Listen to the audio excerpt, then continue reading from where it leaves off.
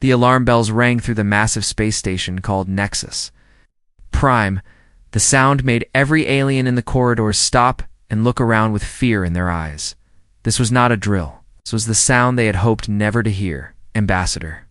Kethfer rushed down the long hallway toward the emergency meeting room. His blue skin was covered in sweat, and his forearms moved quickly as he tried to keep his robes from dragging on the floor. Behind him, dozens of other important aliens hurried in the same direction. They all knew what this meeting was about. The ancient prophecy was coming true. For 3,000 years, every child in the galaxy had learned the same scary words in school.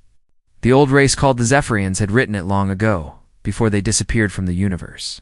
The prophecy said that one day star wanderers from the third spiral would come. When they arrived, chaos would destroy all peace. Order would fall apart. Everything good would end.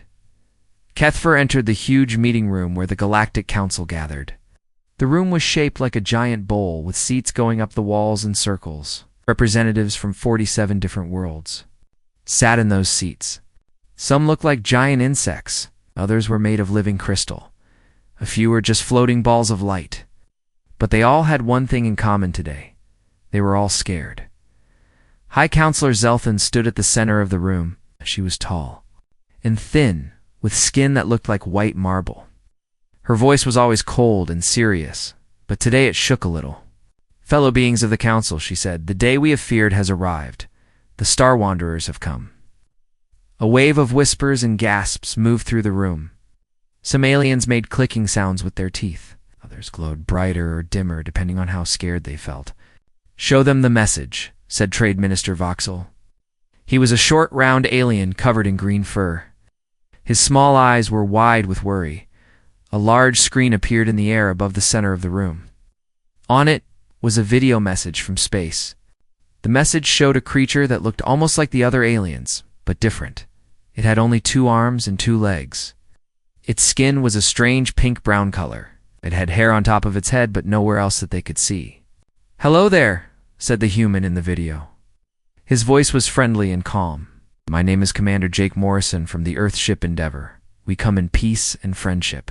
We would like permission to dock at your station. We have some people who are very excited to meet you and learn about your cultures. We also brought some gifts from our world that we think you might enjoy."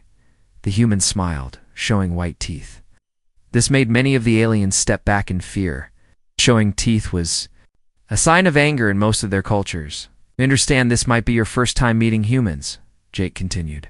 "Don't worry, we're friendly.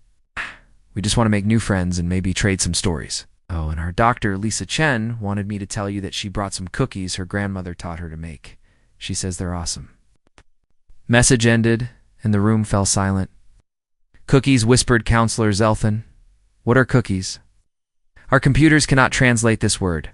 The translation system is having trouble with many of their words," said the station's head computer expert, a thin alien with 6 eyes. "They use terms like awesome and cool and no problem that make no sense in our language. This chaos in their communication matches the prophecy perfectly." Kethfer stood up in his seat. "We must think about this carefully," he said. "The prophecy warns us, but these humans seem different from what we expected. They speak of friendship and gifts." "That could be a trick," said General Mortek, a large alien covered in thick armor. "The prophecy says they will bring chaos. Look at their ship." It did not look like any ship the aliens had ever seen. Parts of it seemed to be held together with some kind of tape. There were strange symbols painted on the side that made no sense. One part of the ship had what looked like a garden growing on it. "Their ship appears to be improvised," said the computer expert, "as if they built it from spare parts and hope." "This is clearly a sign of the chaos they bring," said Zelthan. "They cannot even build proper ships." But Kethver was not so sure. He had studied the old prophecy many times. It spoke of chaos and the end of order. But what if they had been wrong about what that meant? What if chaos was not always bad? "What do we know about their journey?" he asked. "They have been spotted in 12 different star systems," said an intelligence officer. "In each place, they did the same thing. They asked permission to visit. They traded gifts with the local people. They learned about the cultures and shared their own. Then they left peacefully. And what happened to those systems after they left? Kethver asked. The intelligence officer looked uncomfortable. WELL trade between those systems increased. Several old conflicts were resolved. New art forms were created. The people seemed happier. Happier, repeated Zelthan with disgust. Happiness is chaos. Order requires discipline. On the screens, more messages from humans were playing. Dr. Lisa Chen appeared, a woman with dark hair and a kind face. She was holding a plate of small, round, brown objects. These are chocolate chip cookies, she said with a big smile. My grandmother always said food is the best way to make friends. I hope you like them. Another human appeared, a man with tools in his hands. Hi, I'm Chief Engineer Tony Clark. If you need anything fixed, just let me know. I'm pretty good with machines, and I love a good challenge. Then came a woman with curly red hair.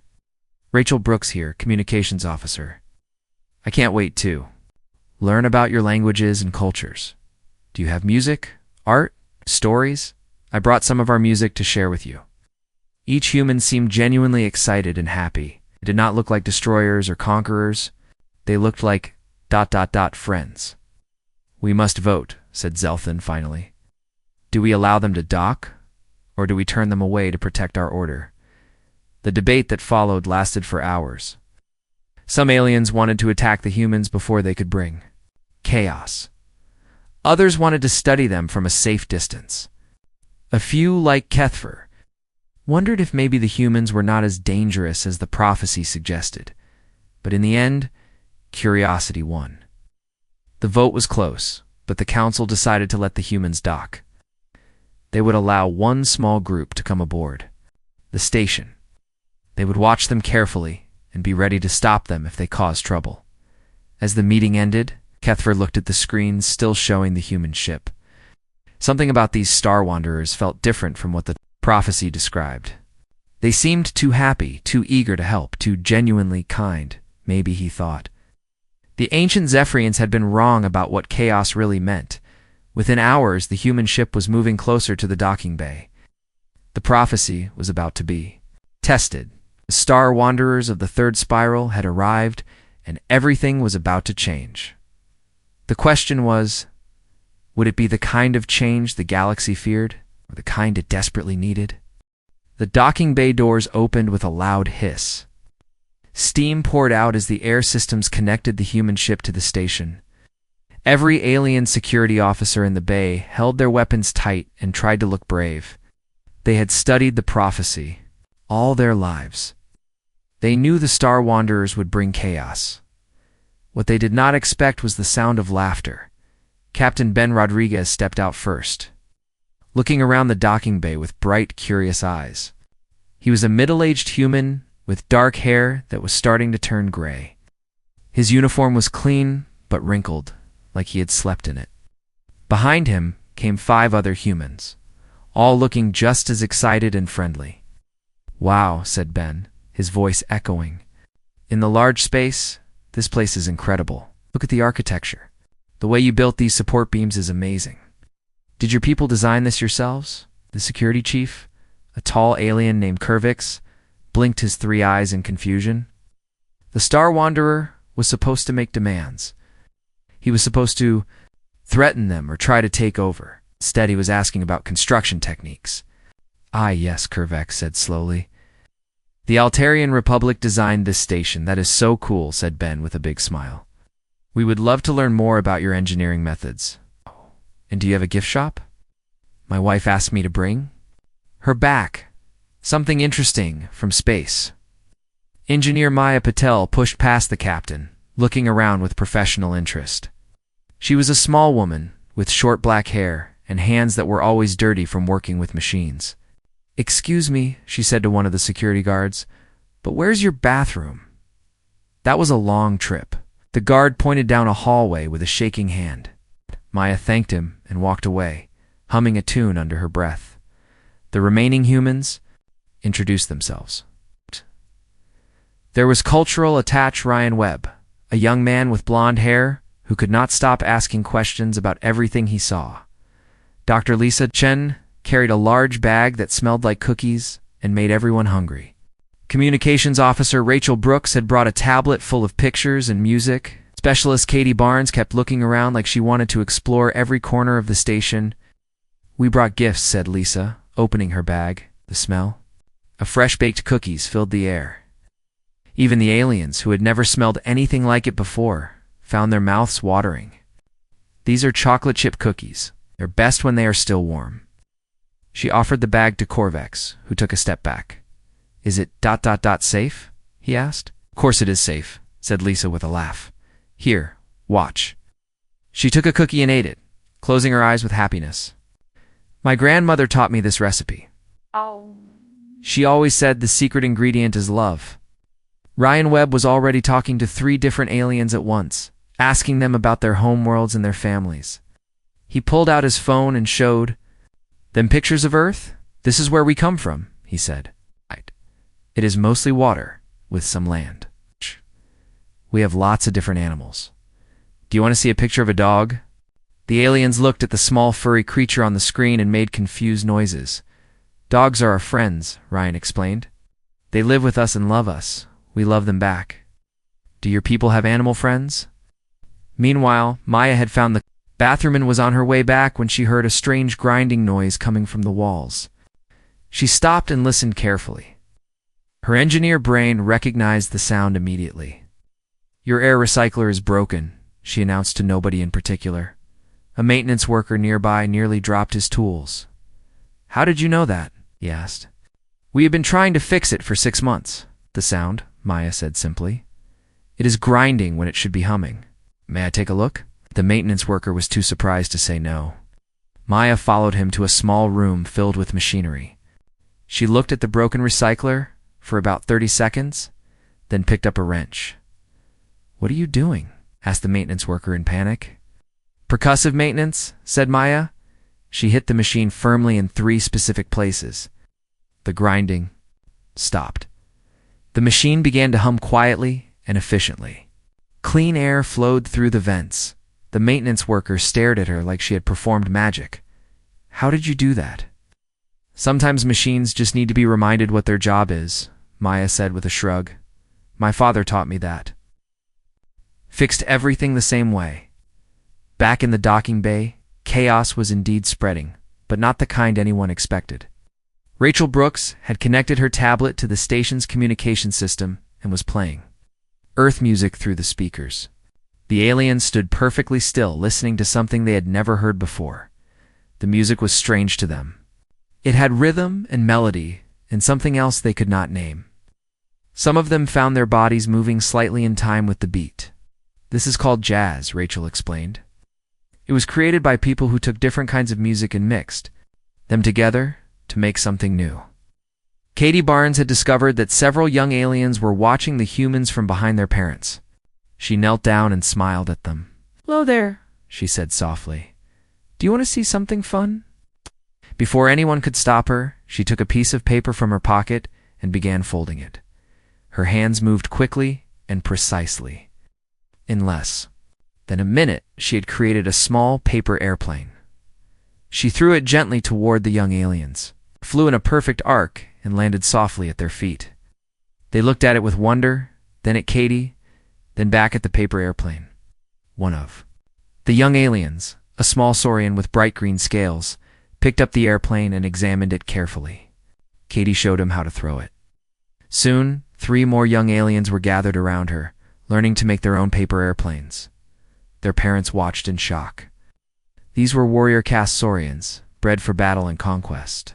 They were not supposed to play with folded paper and laugh with strange aliens, but they were laughing for the first time in their lives, or playing instead of training for war.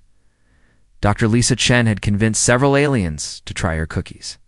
They chewed carefully at first, then their eyes went wide with surprise.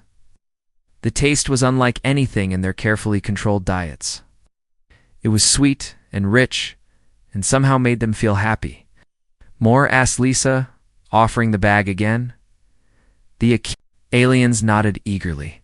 Captain Rodriguez was still asking questions about the station, genuinely interested in learning about alien engineering. His enthusiasm was infectious. Soon, several aliens were explaining their technology and asking questions about human designs in return. "Your ship," said Corvex hesitantly. "It looks unusual." "Oh, that old thing," said Ben with a laugh. "Clark is our chief engineer. He believes if something works, it does not matter how it looks. We built her from parts we found on 6 different worlds. She's not pretty, but she gets us where we need to go." "You built your ship from spare parts?" asked Corvex. "Sure," said Ben. "Why not? We humans have a saying. Necessity is the mother of invention. When you need something and you do not have it, you make it from what you do have." High above, in the control room, Ambassador Kethfer watched everything through security cameras. The prophecy said the Star Wanderers would bring chaos. Looking at the screens, he had to admit that chaos was certainly happening. The rigid order of the station was falling apart.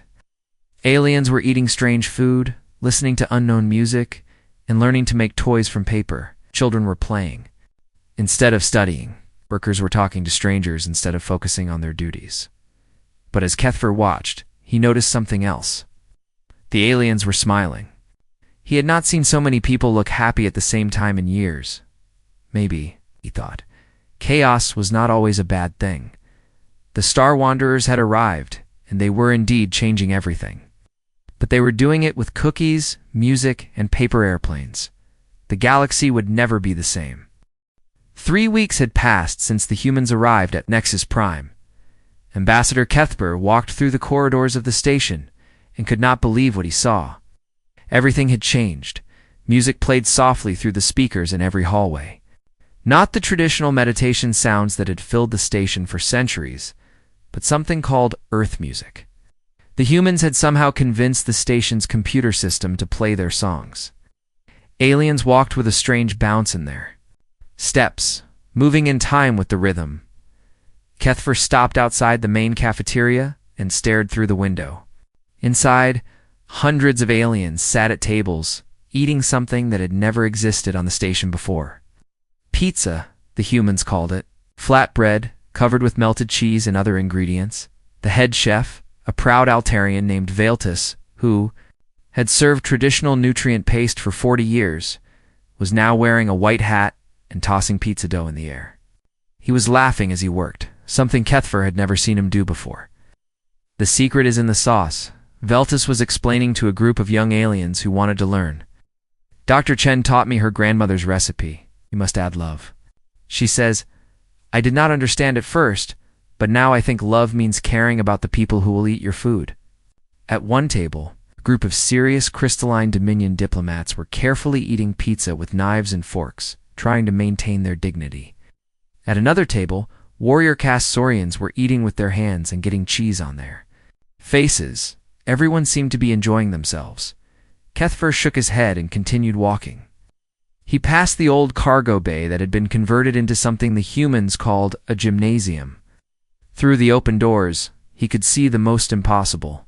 Sight of all, Lieutenant Colonel Steve Martinez was teaching a group of alien diplomats how to play basketball. These were beings who had spent their entire lives in formal meetings and careful negotiations. Now they were running around trying to put a ball through a metal ring and laughing when they missed. "Remember," Steve was saying, "it is not about winning. It is about having fun and working together as a team." On the other side of the gym, a group of humans were trying to learn the Zephyrion game of Mindsphere. They were failing badly, but they kept trying and asking questions about the rules. Their attempts were so clumsy that even the serious Zephyrian teacher was smiling. "Your mental focus is very poor," the teacher said, but his voice was kind instead of critical. "Perhaps if you try to think of something that makes you happy." "Like pizza?" asked Ryan Webb hopefully. "Yes," said the teacher with surprise. "Like pizza. Duh." Kethfer walked faster, trying to escape the chaos. He went to the medical bay, thinking it would be quiet and normal there. Instead, he found even more. CHANGES, Dr. Amy Foster, had completely transformed the sterile medical facility. The walls now had pictures of Earth's nature scenes. Soft music played in the waiting area. Plants grew in pots near the windows. Patients who came for treatment were actually smiling. Healing is not just about fixing the body, Amy was explaining to a group of alien doctors. You must also heal the spirit. When people feel safe and happy, their bodies heal faster. Was treating a young Saurian warrior who had been injured during training. Instead of just giving him medicine and sending him away, she was talking to him about his family and his dreams. The warrior, who had been taught never to show weakness, was actually relaxing and talking back. My mother wanted me to be a farmer, he admitted quietly, but warriors bring honor to the family. What do you want to be? Amy asked gently. The warrior looked confused. Nobody had ever asked him what he wanted before. Kethfer left the medical bay feeling dizzy. The chaos was everywhere. He went to the council chambers, hoping to find some sanity among the government officials. What he found was worse than anything else. The formal council meeting room had been rearranged. Instead of the rigid rows of seats where each alien sat, alone, the chairs had been moved into circles. Aliens from different worlds were sitting next to each other, talking and laughing like old friends. High Counselor Zelthan was in the center of one circle. But she was not giving orders or making speeches. She was participating in something called a brainstorming session, where everyone shared ideas about how to improve trade between worlds. What if we created a system where small worlds could work together to compete with big worlds? Suggested a representative from a minor mining planet. That is an excellent idea, said Zelthan, and she actually meant it. How would we make sure it was fair for everyone? At another circle, Trade Minister Voxiel was leading something called a team-building exercise. Aliens who had been enemies for thousands of years were working together to solve puzzles and complete challenges. Trust is the foundation of all good trade, Voxiel was saying. If we do not trust each other, how can we do business together? Two aliens who had refused to speak to each other for decades were now partners in a game where one had to guide the other while wearing a blindfold. They were actually helping each other and laughing at their mistakes. But the strangest sight was in the corner of the room. Captain Ben Rodriguez was sitting with a group of military commanders from 6 different worlds. They were not planning battles or discussing weapons. They were talking about their families. Hey, my daughter just started school, Ben was saying, showing pictures on his phone. She wants to be a scientist like Dr. Chen. What about your children? What do they want to be? The military commanders, who had spent their lives preparing for war, were talking about their hopes for their children's futures. They were sharing stories about birthday parties and school plays and first steps. General Mortek, the most feared warrior in the galaxy, was crying as he looked at a picture of his son taking his first steps. I have missed so much, he said quietly. Always preparing for battles that might never come. My son will not even remember me. It is not too late, said Ben gently. Children forgive easily. They just want to know their parents love them. Cathwar sat down heavily in his chair. The prophecy had been right. The Star Wanderers had brought chaos. But this chaos was not destruction. It was not the end of civilization. It was change. Good change. The rigid order that had ruled the galaxy for thousands of years was indeed falling apart. But in its place, something better was growing. Friendship, cooperation, joy. Ancient trade agreements were being rewritten, and only to make them more fair. Military alliances were changing, but toward peace instead of war. Social hierarchies were crumbling. But because people were treating each other as equals instead of masters and servants, the humans had done all of this without trying. They had not conquered anyone or forced anyone to change. They'd simply been themselves. Kind, curious, helpful, and friendly. They shared their food, their music, their games, and their stories. They asked questions and listened to the answers. They treated everyone like potential friends instead of potential enemies. And somehow, that simple approach had changed everything. Kethra looked around the council chamber one more time. Aliens from dozens of worlds were working together, laughing together, planning a better future together. The prophecy had warned that when the Star Wanderers came, chaos would consume order and peace would unravel. The prophecy had been completely right, and for the first time in his long life, Kethver was grateful that a prophecy had come true. High Counselor Zelthan could not sleep. For 3 nights, she had been watching the security recordings from the past month, trying to understand what was happening to her carefully ordered world. She sat in her private office, surrounded by screens showing different areas of the station. The humans were not following any plan. That was what bothered her most. She had studied every great conquest in galactic history. There were always patterns. First came the threats. Then came the demands. Then came the violence. Conquerors had strategies, goals, and methods. But these humans seemed to have no strategy at all. They just walked around being friendly to everyone they met. On one screen, she watched Commander Jake Morrison talking to a group of young Altarian students. He was not teaching them about human military tactics or trying to recruit them for some secret army. He was showing them how to fold paper into shapes that looked like animals. "This is called origami," Jake was saying. "It teaches patience and focus. My grandmother taught me when I was your age. She said that learning to create something beautiful with your hands makes your heart peaceful." The students were completely fascinated. These were children who had been raised to value efficiency and logic above all else. They had never been taught that making something beautiful was important. Zelthan switched to another screen. Dr. Lisa Chen was in the station's school, teaching alien children about Earth plants. She had somehow convinced the administrators to let her start a garden in one of the empty rooms. "Plants are like friends," Lisa was explaining as she helped a small, crystalline child plant seeds in soil. "If you take care of them, they will grow and make your world more beautiful, and some plants will even give you food to eat." The crystalline child, whose people lived on a world made entirely of crystalline metal, stared at the tiny seed and, "Wonder it will really grow?" he asked. "With water, sunlight, and love?" "Yes," said Lisa. "Would you like to take care of this one? Can be your special plant?" The child nodded eagerly and carefully, carried his small pot to the window. Where the sunlight was brightest, Zelthan felt a strange emotion she could not name. These humans were changing the children, filling their heads with ideas about beauty and growth and caring for living things. In her ordered world, children learned facts and rules in their proper place in society. But watching the screens, she had to admit the children looked happier than she had ever seen them. She switched to the engineering section, where Maya Patel was working with the station's maintenance team. Zelthan expected to see her stealing technology or sabotaging important systems. Instead, Maya was teaching the engineers how to fix things they had thought were broken forever. "The problem with most machines," Maya was saying as she worked, "on a complex power coupling is that people are afraid to really understand them.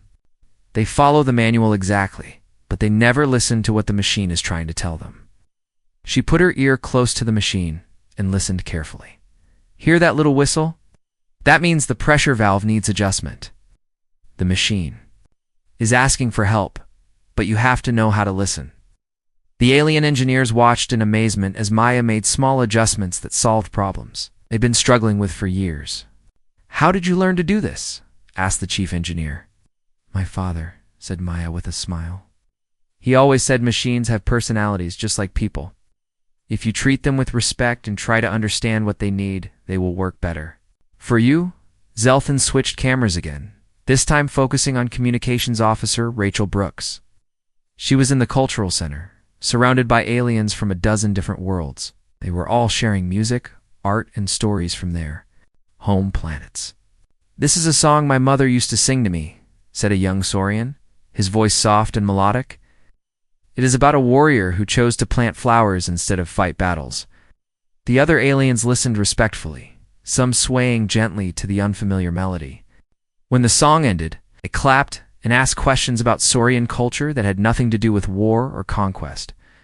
Rachel had somehow created a space where beings who had been enemies for centuries were sharing their most precious cultural treasures with each other, but it was the final screen that made Zelthan finally understand what was really happening. Captain Ben Rodriguez was sitting alone in the observation deck, looking out at the stars. He was not planning anything or studying strategic positions. He was just sitting quietly, drinking something hot from a cup and thinking. Zelthan enhanced the audio to hear what he was doing. He was humming. A simple, peaceful tune that she had heard playing in the corridors lately. Just a human, far from his home, humming to himself as he watched the stars. There was no master plan, no secret agenda, no hidden strategy. The humans were not trying to conquer the galaxy. They were just being themselves. Zelthan realized she had been thinking about this all wrong. She had been looking for the human secret weapon, their master strategy, their plan for galactic domination. But their secret weapon was not having a secret weapon. Their strategy was not having a strategy. Their plan was not having a plan. They simply treated everyone they met as a potential friend. They shared what they had. They helped where they could. They were curious about others and generous with themselves. And somehow, that simple approach was more powerful than any army. She thought about the ancient Zephyrian prophecy that had guided their civilization for so long. The Star Wanderers would bring chaos, it said. Order would fall, and peace would unravel.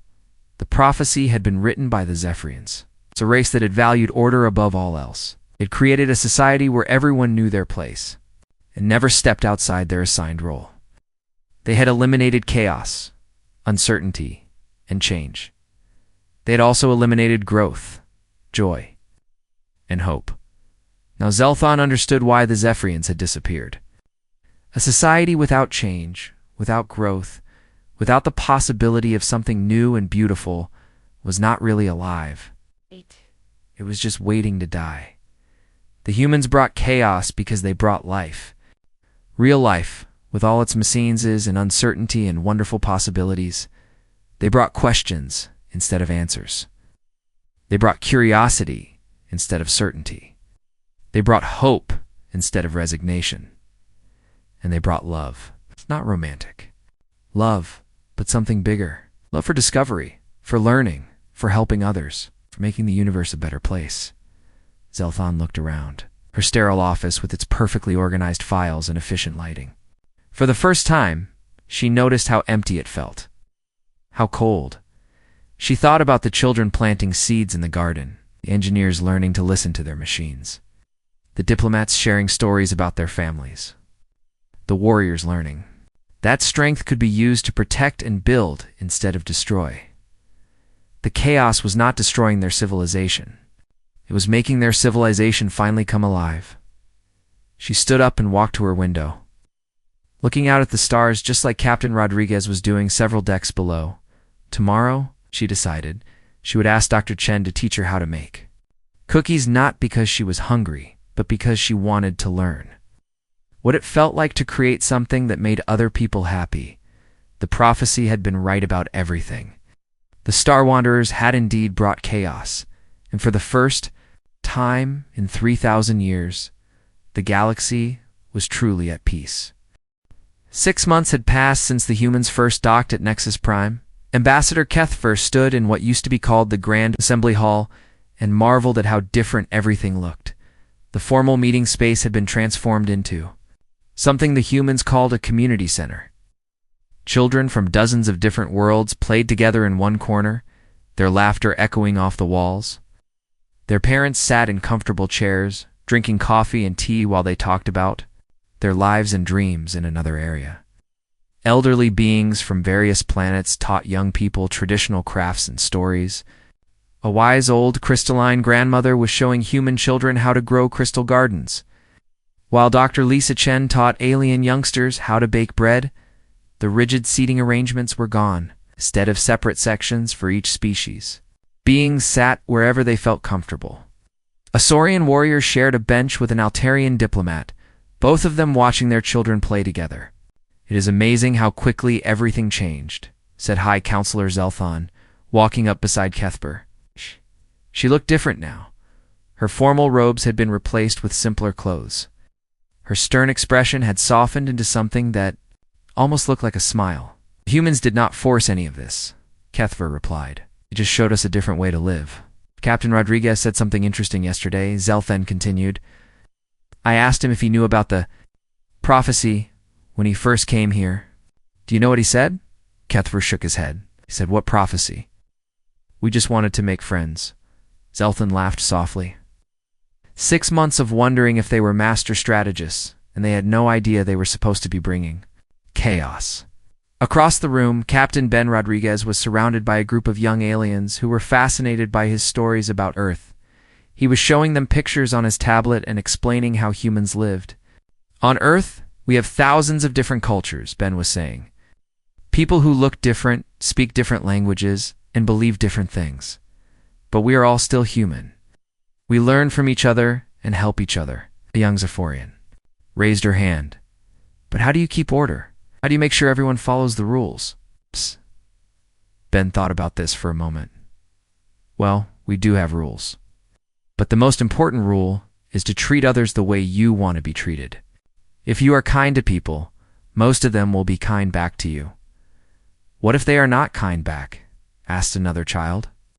"Then you try to understand why," said Ben. "Maybe they are scared, or hurt, or lonely. Sometimes the people who seem meanest are the ones who need friends the most." In the corner of the room, Dr. Amy Foster was running what she called a wellness clinic.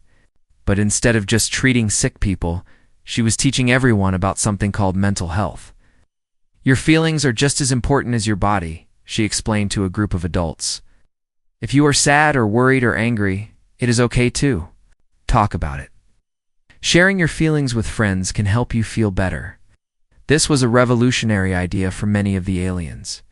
In their old society, showing emotions was considered weak or inappropriate. But Amy had created a safe space where people could be honest about their struggles. General Mortek, the feared warrior, was sitting in the circle, sharing his feelings. "I was angry for so many years," he said quietly. "I thought strength meant never showing fear or sadness. But I realize now that it takes real courage to be honest about your feelings." Near the windows, Maya Patel had set up a workshop where she taught basic engineering to anyone who wanted to learn. Her philosophy was simple. Everyone should understand how their world works. "You do not need to be afraid of technology," she told a group of students. "Machines are just tools, like hammers or paintbrushes. The more you understand them, the more they can help you." A young Altarian who had always been told she was not smart enough for technical work was successfully building a small robot. Her face glowed with pride as her creation took its first steps. "I did it," she whispered in amazement. "I actually did it." "Of course you did," said Maya with a grin. "You just needed someone to believe you could." The transformation was not limited to Nexus Prime. Reports came in daily from across the galaxy. The human approach to life was spreading from world to world, carried by aliens who had experienced it firsthand. Trade between planets had increased by 300%. But not just because of better economic policies. People actually wanted to visit other worlds now, to meet new friends and learn new things. Old conflicts that had lasted for centuries were being resolved through conversation instead of violence. When people began to see their enemies as potential friends, became much harder to hate them. Art and music flourished as different cultures shared their creativity with each other. New forms of expression emerged as artists combined techniques from multiple worlds. But perhaps most importantly, children across the galaxy were growing up differently. Instead of being taught to fear and mistrust other species, they were learning to be curious and welcoming. They played games together, learned each other's languages, and dreamed of exploring the stars together. Kethfer walked over to a display case that held the original Zephyrian Prophecy. Dr. Lisa Chen was standing there with a group of young historians, helping them understand the ancient text. "The Zephyrians wrote this because they were afraid of change," Lisa was explaining. "They thought order meant keeping everything exactly the same forever. Okay, but real order comes from balance, not from preventing growth." "What happened to the Zephyrians?" asked one of the students. "They disappeared because they stopped growing," said Lisa sadly. "When you stop changing and learning, you stop living. Life is supposed to be a little bit chaotic. That is how we grow and become better." She pointed to the prophecy text. They saw chaos as the enemy. But chaos is just another word for possibility, for the chance that tomorrow might be better than today. Captain Rodriguez joined the group, carrying a cup of coffee and a plate of cookies. "We humans have a saying," he said. Only constant in life is change. If you fight against change, you will always be unhappy. But if you embrace it, you might discover wonderful things you never expected. That evening, the Galactic Council held a special session, but instead of sitting in formal rows and making speeches, they gathered in a circle like friends around a campfire. "I propose we create a new prophecy," said Zelthan, "one that celebrates what we have learned." She stood up and spoke in a clear, warm voice.